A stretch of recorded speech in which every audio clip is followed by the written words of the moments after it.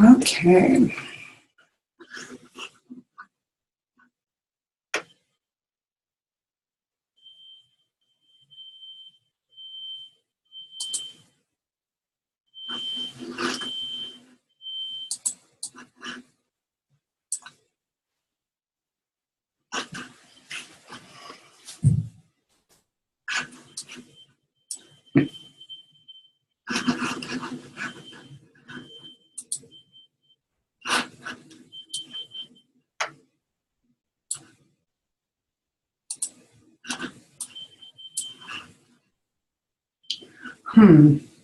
Let's see. I don't know. Stop video. Okay. Start video. Stop.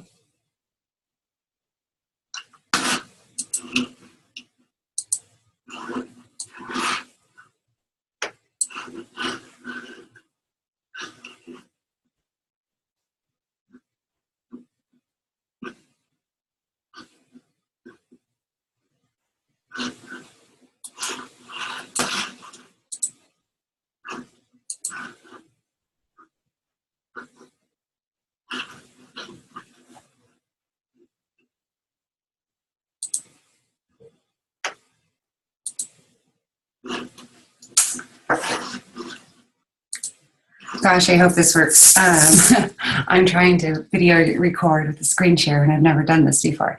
Hi, I am Jenny Poniato, for those of you that haven't met me.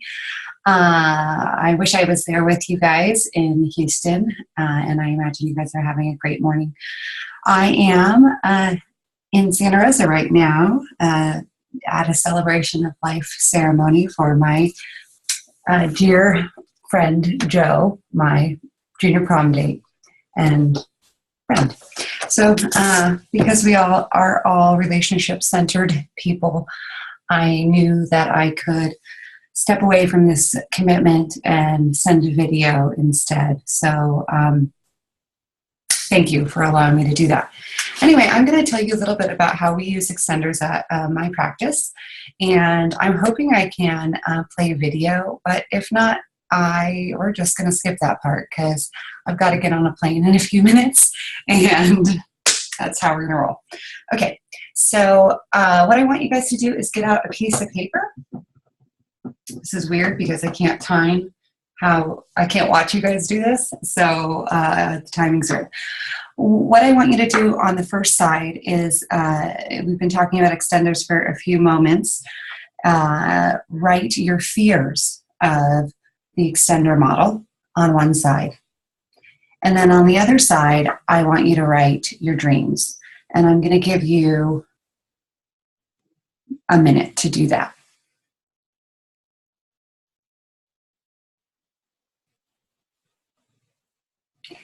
Okay, well, hopefully you guys can just pause that and keep going with it, because waiting and letting something videotape me for a minute while you guys write feels really weird. So the reason for doing this is that when I started my business, let's see, can I even, oh, there we go.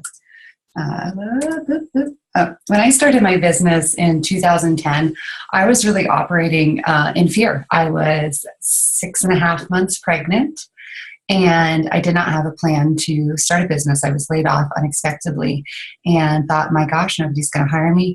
I have a baby. I have all these commitments. And so I decided I needed to start a private practice. And I was a sole proprietor, or working in my own practice for about a year and a half before I added my first clinician. And that was in 2012. At the end of 2012, I added my first clinician. And now I don't think I'm operating as much in fear. I worked a lot on that. And I'm really operating for my values and for my dreams. And right now I have about 70 employees, 15 full-time, 50 part-time, and we're hiring about 3 people a week. The business practice is a mental health practice, and we provide kind of a diversity of wellness practices, individual therapy, couples therapy, and certainly the autism services, which it says include RDI, but really it is RDI. That's it. We don't do, ABA or anything like that. Right now we have 2 locations, and in San Diego County, one in the South Austin area, which is new to us, and getting ready to open in Orange County. So business is good, and I share that with you because I'm going to let you into how I did this, if it's interesting to you, or if any part of it is interesting to you. I know that we're supposed to have some questions, so if you guys have questions at the end, honestly, just email them to me. I really want to be as transparent as possible. And part of transparency for me is being able to answer the real tough questions. And, I think that transparency, when we're able to be transparent with each other, we're coming from a non-scarcity model. And that's something that I very much appreciate right now in my life. And I'm hopeful that I can give you guys feedback about what I've done in hopes to, contribute to your journey if this is something that interests you. So I started adding RDI extenders in 2013. That roughly aligns with when the autism mandate hit California. And now we have about 30 RDI extenders, 6 certified RDI consultants, and about 2 CITs actually at the end of this weekend. One of those will be certified and one almost certified, and 2 applying for certification in 2012. So that's my business. But more importantly than that, when we decide to do something in business like add extenders, we've got to do it from a values place. When I make decisions based on my own personal values, and when I'm clear on my values, I'm my best self. And values-based decision making for me allows my home life and my personal life and my business life to be kind of integrated. So my core values are growth, adventure, and belonging. And so, in RDI, we say, why bother? That people, in order to have motivation for something, we really have to understand our own why bothers. And so my why bothers are related to growth, adventure, and belonging. This is another version of my why bothers. This is my family. And so for me, on the personal side, I was an RDI extender in 2002. I was working with a family doing ABA, and they discovered Dr. Sheely and Dr. Gutstein. They gave me the book for Christmas and said, shall we go on this journey together? And thankfully, the universe aligned in that way. And so for me, the idea of growth, starting my career path as an RDI extender and growing into where I'm at right now is something that I very much value, and wondering what my next growth step will be. I love growing other women, and I love growing people into a career path similar to what I was able to do from the extender to the RDI consultant. From an adventure side, I just happen to be a little bit of a natural risk taker. And I think that the idea with growing a business in this way and helping cultivate other people's dreams, I get to innovate and create in a way that I don't necessarily get to, or a different level of creativity than when I'm a therapist.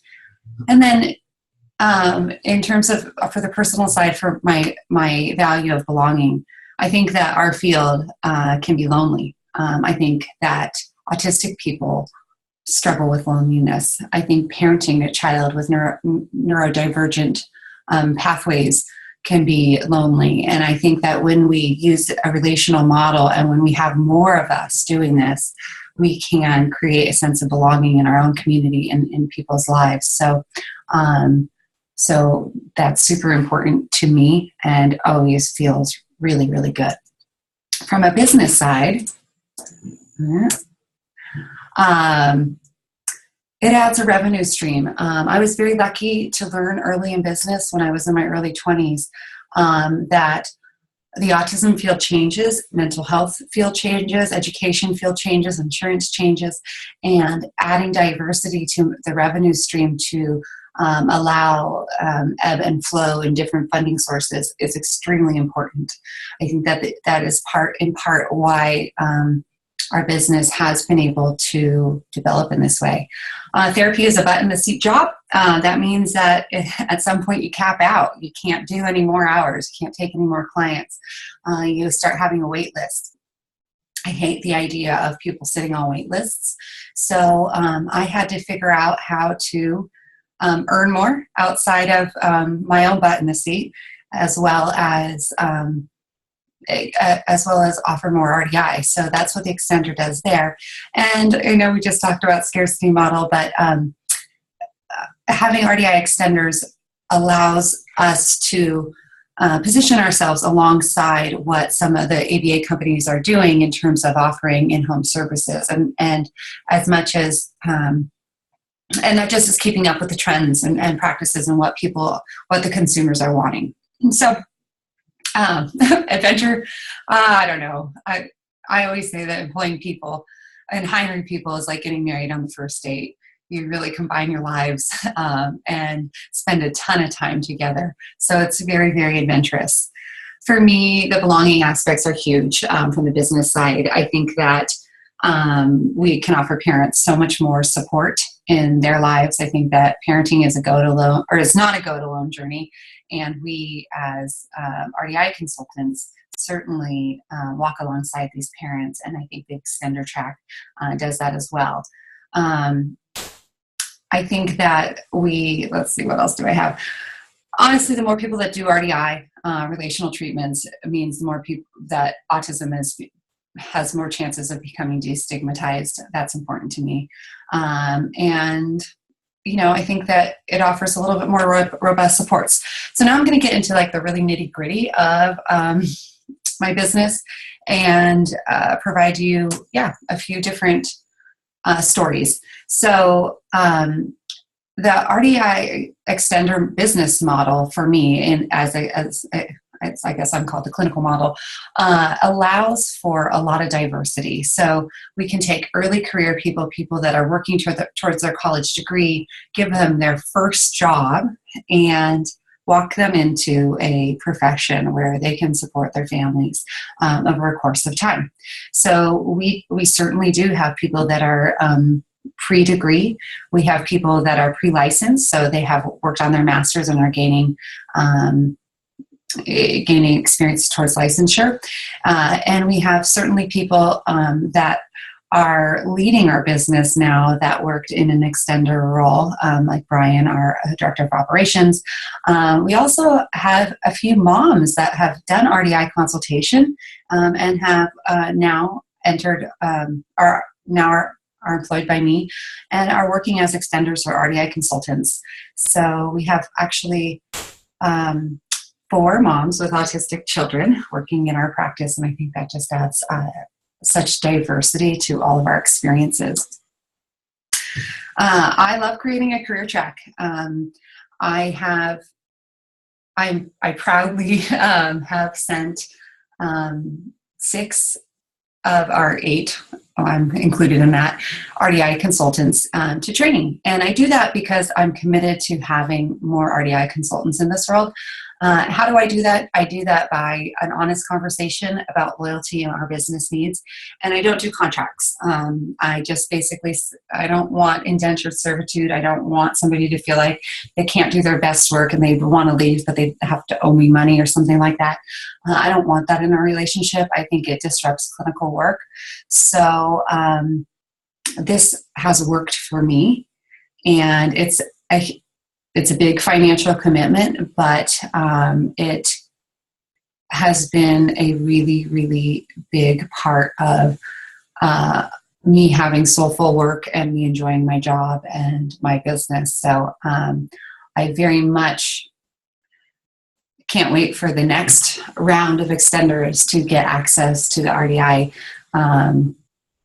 certification track and settle into the beautiful and fun career of being an RDI consultant. So let's see if this video plays. This is Sydney's story, and she is one of our extenders that has worked as an extender for 2 years and is now starting her journey as to apply for the RDI cert.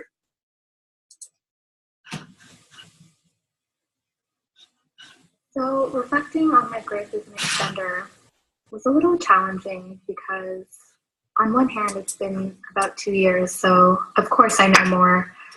But on the other hand, I always feel like the more I know, the more I don't know.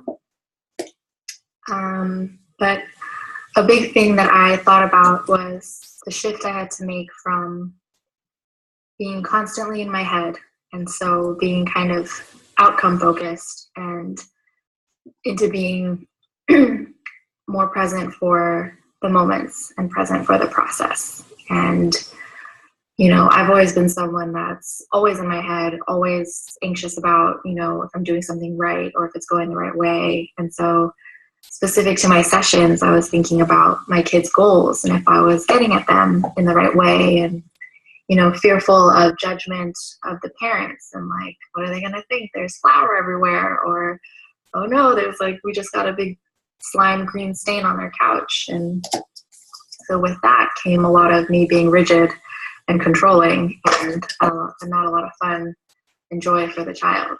And so it took a long time, and I don't know how it happened, and I'm still not great at it.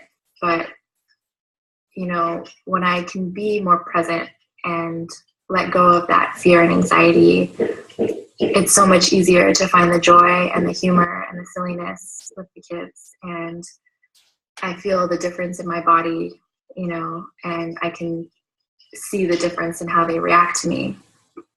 And I feel like a lot of it is trusting in myself that when these things happen, because of course they're going to happen, things aren't going to go according to plan, parents are going to have certain reactions, that I can trust myself that I can handle it.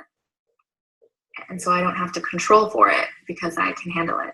And that has been the biggest growth, I think, for me. And it really shows in the work that I do.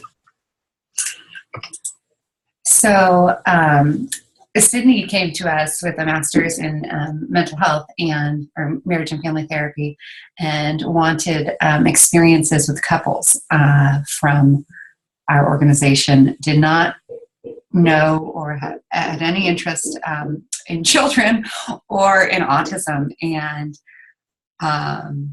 now this is her career path. So another thing that we do well is we flip people that think that they want to just, you know, sit in a room and watch couples fight. No, I enjoy doing couples therapy. But, and then they watch all of us doing RDI around the office and in people's homes and in our supervision meetings. And they're like, wait, that looks fun. That looks interesting. That looks meaningful. So Sydney is one of those people. And what I liked about that video is that it really shows the level of vulnerability and transparency and authenticity that we try to cultivate in our extenders, that they are not just blank slates, but they are people in people's homes, and they're making real, meaningful relationships with their clients and their family, the children and their families. They're not replaceable, and they're very important. So this next slide is, do we ever grow out or get promoted out of the guiding children? And for me, that answer is no. And that's just how I run my business. I guide. I have clients that I am their extender. I substitute regularly for our extenders. For me, that helps me as an RDI clinician. I think that it garners trust with my clinicians. I remember being in ABA world and always thinking, when my supervisors would tell me to do something, I'd be like, go ahead, try it. Mm-hmm. Yeah, you get on the floor and do that. And I think that my team really knows that I do get on the floor and I know what I'm talking about. So I think it's really important to, I think that we do this in the RDA too, but for me personally and for many of our clinicians, we continue to be extenders while we also have families that we are working on their RDI consultant, etc. And I think that this helps parents see that they can do it. Sometimes I think when you see somebody, really young and having all this energy, you're like, you're just you're super fun. My kid's going to definitely like you.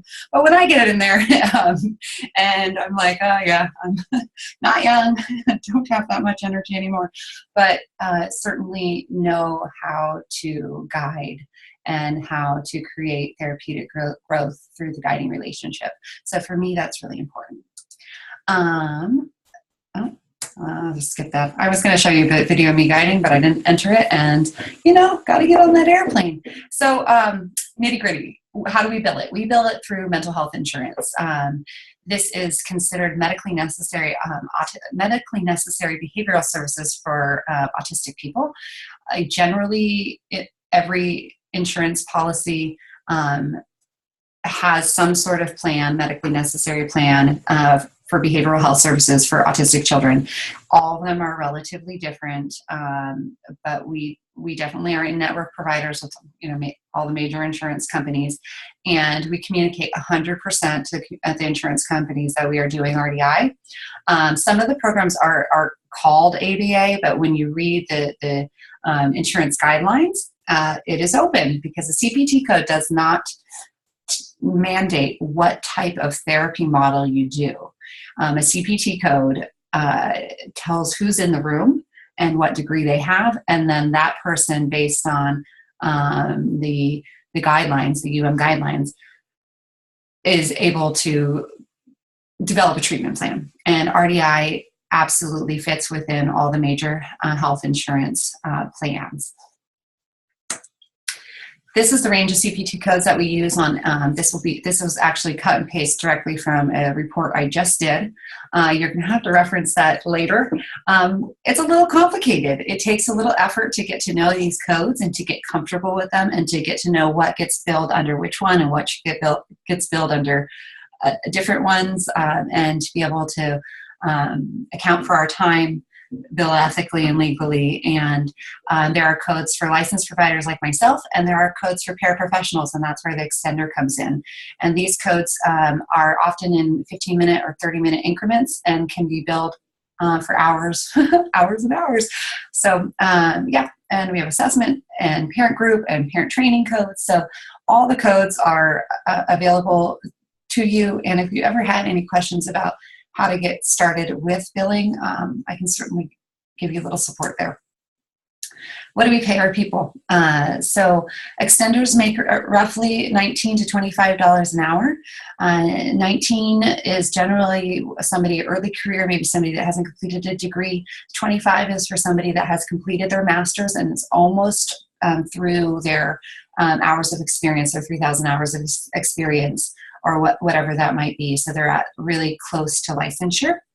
And every trainee or every extender has a training rate and a driving time rate, and that is $11.50, which is our minimum wage. We are reimbursed from health insurance $50 an hour. That's pretty standard. It's up or down $2. And the parents and, the parent or the consumer is responsible for the co-insurance, deductible, et cetera. So you really have to have an understanding of that. One thing that has changed over time is that we used to be able to bill ourselves when we were supervising the extender and the extender, and insurance was like, no. So we now have to drop one person's billing when we do supervision. So these are some of the decisions about how to make this a healthy business practice. But also, as you can see, it can be somewhat limiting for somebody that is, needing to be a little bit more financially secure, I guess. So, but that's what we pay. Our initial hiring process. So there is expenses associated with just hiring people right out of the door. And so that's why hiring is so important. So our initial costs, we have to have a live scan, make sure people are safe to work. And a TB test. So we have to send them to a 40-hour self-paced training and pay them their mandatory minimum wage. So that's around $460. We then allow them to do about 12 hours plus or minus of overlaps. So that's another $138. Then they have to take the registered behavioral therapy test, the RBT test. This is something that some insurance companies require. Even though we don't practice ABA, this does cover some reasonable things like boundaries and, I don't know, don't harm people. So there's application fees and test fees for that. And then our billing system. So before they ever walk into a family's home, we are at roughly $826. Just something to think about. It's certainly allowed us to hire smarter as we've tried to avoid somebody getting all the way through this process, walking into a home and being like, nope, and what are we going to do? You know? Our extenders work in a diversity of homes. We have children as young as 2 and as old as 24 that are part of this insurance model. Families are using extenders in their homes, in the clinic setting, in the community setting. All these are reasonably appropriate and decided by the RDI consultant in line with their treatment plan and submitted to the insurance company. Generally, our extenders work in homes for 2.5 to 3 hours, with the last 30 minutes of that appointment being mandatory data collection daily on all goals. And clients are provided between 1 session to 7 sessions a week. We have clients that receive 3 hours a week to clients that have 30 plus hours a week. All of those hours are considered medically necessary. And as we know, as RDI consultants, more is not better. And yet there are some children that really have some very robust needs. And so active engagement with a variety of trusting guides is important and can be a life changer. All parents have a parent component, and they will meet with their RDI consultant regularly in the office, and on occasion we'll do that in the home just to, for some reason. But and those are either weekly, depending on insurance company, or biweekly. And in terms of like the indirect service of the video review, that just really depends based on the insurance company. So for instance, Magellan, lots of indirect hours given to every client, lots of ability to do treatment planning, video review, load assignments, etc. Anthem, not so much, no indirect codes. So Anthem parents come in weekly and review their videos in session. And so we just kind of make workarounds. Let's see. All of these services are designed by the RDI consultant, and they're submitted every 6 months to the insurance company. And so the responsibility for the treatment and the design of the program really lies in collaboration with the parent and the RDI consultant. So the extenders are responsible for working towards the goals, but they're not responsible for necessarily setting the goals. And each goal, goals are roughly set to the equivalence of how many hours we're going to be requesting. That's just some weird rule that I learned somewhere about how to get what you want in insurance world. So if we're requesting 12 hours, we're going to set roughly 10 children goals and 2 parent goals, something like that. And then, extenders don't take the place of the parent. They are an extension of the parent. Extend. I think that extenders can sometimes walk in and start to create change, while parents who maybe, their first RDI appointment is really their first pass at the material.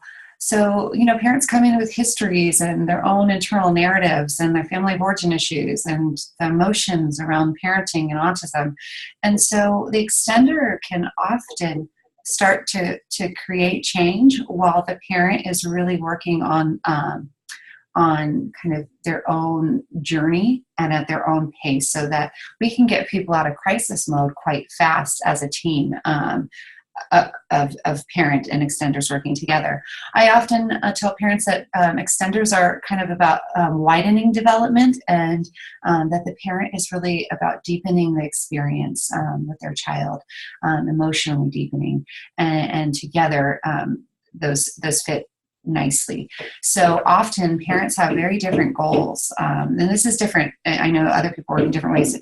Parents will have different goals than maybe the extenders do, and that will be related to what who the parent is really, and the child goals are really related to where the child is. So and then we put those things together.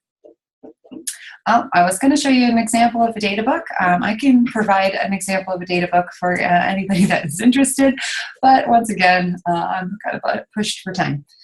Let's see. So we have to continue to support our extenders. Right now, we work on a 10-to-1 model. If everything aligns, which means that the first 10 hours of work, people receive 1 hour of supervision. Any work thereafter, they receive another unit of supervision. This is based on kind of the Board of Behavioral Sciences, and also kind of the BACB guidelines. Support happens in all different ways, indirect and direct. And we've really shifted into a model of team member support, not case-specific support, because truthfully, if you can develop the guide, it doesn't really matter what's happening on the exact child's team, which is, very non-problem focused. And sometimes extenders really crave that, like, just solve that problem. Just, tell me what to do here. We certainly do some of that, but if you can help people really understand RDI and really understand relationships and children and development, and how to plan for sessions, you don't necessarily need to know all the nitty-gritty, and that allows us to do far more work. So we do group meetings, video conferencing, where we're watching our extender as they work in a home, and one-to-one meetings, and certainly face-to-face in-home supervision. So what do you need to set this up? You need a professional license. Every state is very different. So you personally may not have a professional license, but in your state, depending on business law, you may be able to hire a license. That really will depend on the business and professional codes, the labor laws, really. So that is something that you would really need to check. In our state, a license must own 51% of the business in order to provide mental health care if it is a for-profit practice. So if it's an educational, like a school setting, an actual school, or a nonprofit, the nonprofits aren't known, so obviously somebody can't own it, but there's some differences there. So setting up your business in order to do this, it could be meaning changing the nature of how you do business. So maybe switching from a for-profit to a nonprofit, which is actually easy to do. Get support, but you can start a nonprofit if you need to. But for us, I just push my license into the new states that I want to practice in, and so I can set up businesses there. You need people that will do admin for you. Admin was the first person I ever hired. Admin is super important. You need to have the ability to check benefits, get authorization, ability to invoice people regularly, collect co-pays daily, run payroll. This is a lot of work. Collect when we get rejections. And you also need to enjoy insurance. I personally really like having the ability to offset some of the financial obstacles by using people's health insurance. I enjoy working with third-party payers, and I find it to be very, very valuable. And I really like to win the insurance game. I love finding out the next hurdle and figuring out how to get over it. When you're setting this up, you have to really think about, do you have time to wait for reimbursement? Sometimes insurance companies will take about 3 months to reimburse. Do you have enough work to offer your employees? And if not, how do you create it? There's all kinds of ways to create work. one great way is pay-per-click Google ads. There's plenty of other great ways to generate as much work as you want and need to create the stability that your extenders need. For me, I like the responsibility of employing people. I think there is a responsibility. It used to be terrifying to me when I would hear that an employee bought a house or was having a baby, because I was like, oh my gosh, if the business goes down, I'm really going to mess this person up. And I really had to change that fear-based thinking and really think about like what a joyful responsibility it is to be able to help people do the things that they want to do in their life, pay their mortgages and whatnot. So do you like that feeling, that responsibility? You got to like paperwork. Insurance has a lot of paperwork, and you've got to be able to be okay with managing the level of liability. We have people that are working in people's homes. There's a huge amount of liability that occurs with this. I always check the highest box of insurance that I could possibly check every year to make me feel a little bit more secure in my liability. And are you ready to kind of negotiate the hurdles that consistently change with insurance, like new policies, dropped coverage, elections, and panic about ACA changing, all those things. So it doesn't come, think about these things and think about if it sounds reasonable to you. So Brian's going to share a little bit about Brian's our Director of Operations. He's an RDI consultant. And he's going to share a little bit about some of the challenges that he's experienced in terms of supporting extenders. Hi. Some challenges I have seen as an RDI consultant working with extenders is really helping extenders see the growth within themselves and with their clients. Often when we are not tracking specific tasks or road objectives, it can be more challenging in the day-to-day environment for our extenders to really see the growth of our clients. So really spotlighting some of the opportunities and growth areas for them is really critical to them feeling more connected with their clients and more motivated and encouraged in their work. Also, it can be challenging for our extenders to really feel validated and connected in their work when they're really not sure what they're doing or why they're doing it or the value in what they're doing. Some have shared it may feel like babysitting at times when they're simply going for a walk and working on co-regulation without really knowing the value or seeing the need for what they're doing without just artificially looking at the task. Maybe playing a game or going for a walk or making cookies. But beneath that, when they really learn the value and I'm able to spotlight and share through video review or direct observation the value of what they're doing and all the things they're working on when they're simply connecting through an activity, really I think helps our staff and our extenders really feel competent in their interactions with their client. And I think Brian, really nails it, that sometimes the role of supporting an extender is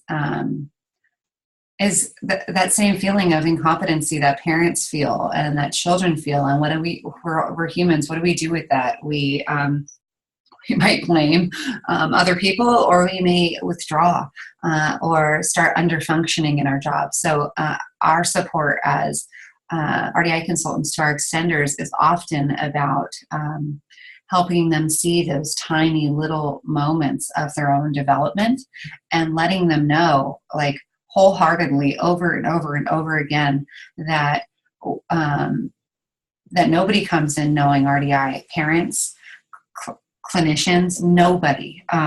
Very rarely. We have like one person, Megan, that has come in knowing something about RDI. And that we just have to have the willingness to learn, the willingness to get up when we fall, and the desire to really sink into a child's life and be there.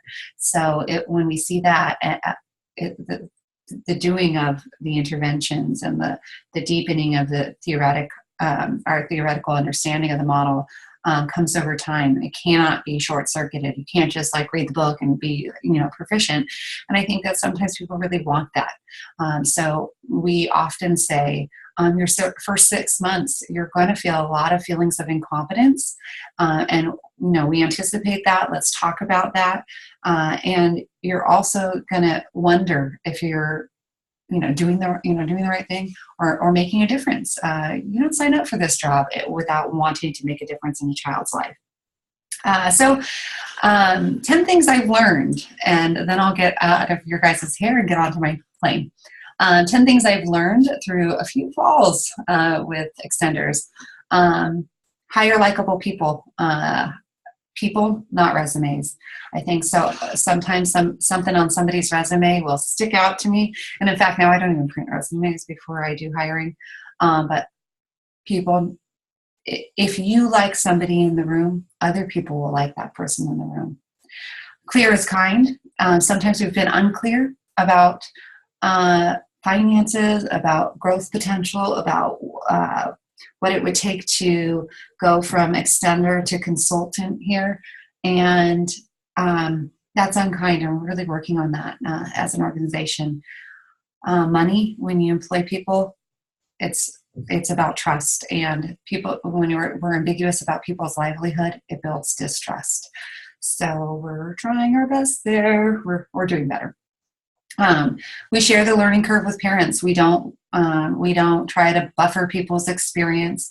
We really share with parents that just like them, they didn't come in knowing everything about RDI, and that it's not an expert model, that it's a model where people can be present, and that's what we're hiring, people that can be present and engaged with children.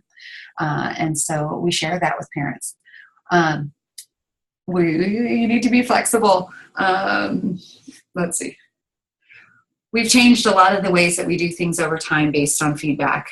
Some of the feedback, hard feedback to receive, some of the feedback being people leaving, good people that we really appreciated, leaving for whatever reason. And we've made adjustments and we've kind of dug in. So you really have to be flexible with how you offer this business model, because every family is different, every person's different, every clinician is different.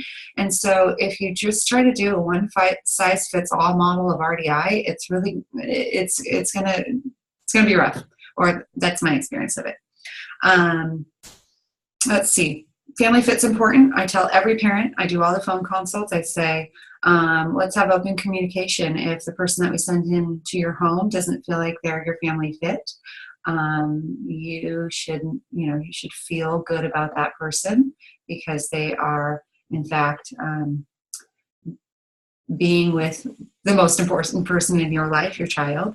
And so we take that feedback and we do make adjustments there. We also don't change therapists willy-nilly based on, like generalization and all those kind of myths. You get in and you stay, and people stay upon being licensed and that sort of thing. And of course we have some transition based on schedules and stuff like that. Let's see, what else have I learned? That didn't pop up. Oh, there we go. There's going to be hard conversations and moments of intense dissatisfaction, and moments where people decide to leave services, and you've got to be able to have these conversations with parents, have these conversations with your team members. Find mentors early. You're going to need mentors to help you set up the administrative tasks, to possibly help you negotiate your best rate with insurance, which all rates are negotiable. You're going to want to set up your paperwork. We have set up our paperwork like a hospital because we're required to do so. We have policies about what to do with a dead guy. And I was like call 911, end of policy. But we're going to make it all fancy and put it in a book. And anyway, but we have to be ready for an audit. Insurance companies will come in and audit your stuff. We just passed an audit with a 97% because we're A+ students. And we're so thrilled. But those things do happen, and they're a little scary, and they can be a little time consuming, and they can be a little non-joyful. But they're also doable, and they also the greater good. Us creating this dead guy policy allows us to serve hundreds of children. So we'll do it. I read all the time. I really enjoy reading insurance paperwork, finding how they've changed their autism policies, predicting what's next, really using their own language in my treatment reports. And this is why we have a really, really, really high success rate with getting services authorized. We have very few children that we've gone to review for, and we will go to review and we will win those reviews. We never lose because we study it, and we study insurance land. And that's and another thing is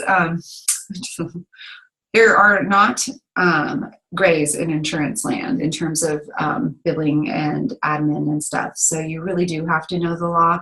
I so often talk to parents that are like, well, our ABA person told us it was a gray area. And I was like, oh, gray or fraud, you know? And I'll walk people through that because honestly, I don't, informing consumers whether they choose to use your services or not is a really, really good thing. And, knowing the law and really staying abreast of changes in the law and making sure all your team members know the law and the risks associated with not following the law is important. And it's doable. Let's see. This is slower now. I can't switch screens. Why? Why is it slower? What else have I learned? Nothing. 8 and 9, nothing. I'll make these up. I love what I do. I love having extenders be part of our practice.